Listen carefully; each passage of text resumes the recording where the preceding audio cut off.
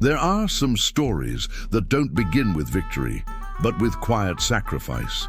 They don't begin with a celebration, but with an ordinary person who chooses to give more of themselves than anyone expects.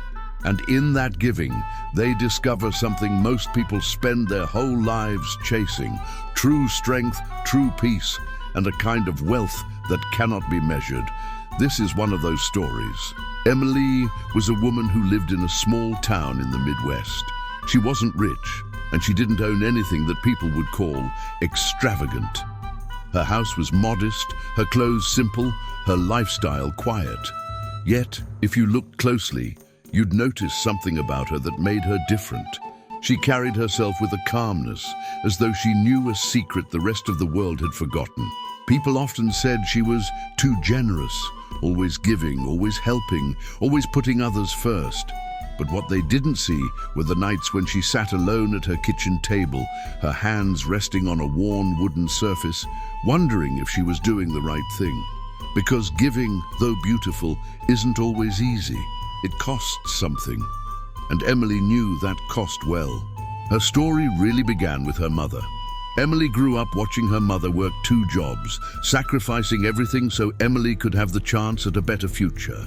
Her mother never complained, never asked for recognition. She just gave.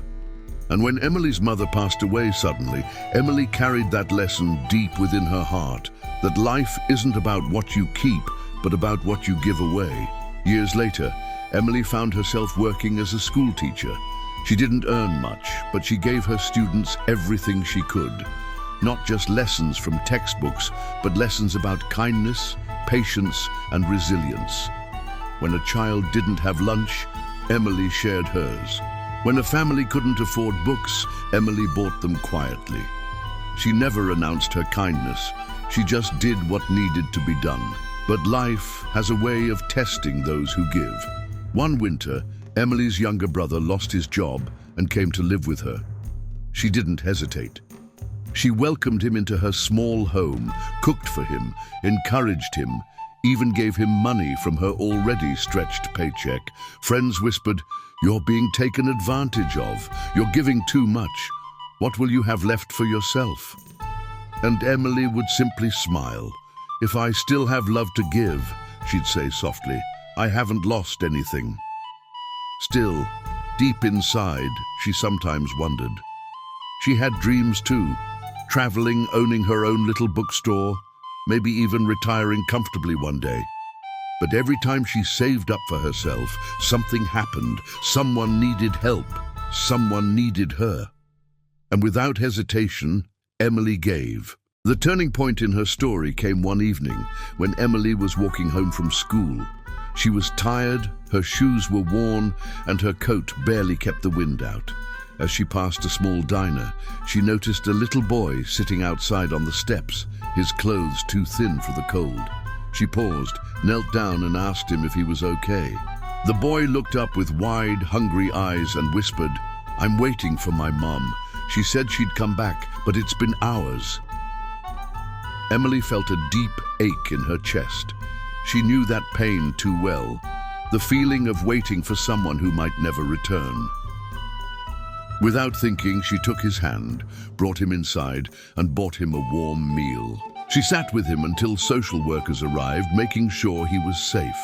That night, as she lay in bed, she thought about that little boy. She thought about how much she had given away in her life, and for the first time, she didn't feel empty. She felt whole. She realized that every act of giving, every sacrifice, every moment when she chose love over fear had not diminished her. It had built her. Emily understood something most people never see. When you give, you don't lose. You expand, you stretch the limits of your heart, and in return, life gives you a strength that cannot be bought, a peace that cannot be stolen. Years later, when Emily grew older, her students, now adults, returned to her. They told her how her kindness had shaped their lives. Her brother, who once leaned so heavily on her, had built his own family and thanked her endlessly for never giving up on him. And even that little boy she found outside the diner found her again, grown and strong, to tell her that her kindness that night had saved him. Emily had given everything, her money, her time, her energy, her love. And in the eyes of the world, she might not have had much to show for it, but to the lives she touched, she had given the very thing that matters most: hope. So when people asked Emily in her final years if she regretted not chasing her own dreams, she smiled. "I didn't lose my dreams," she said. "I lived them through every person I gave to, and in giving, I found myself." The moral of her story is simple but profound. The world tells you to hold on tightly, to protect what you have, to keep more for yourself. But the truth is, what you keep will one day fade.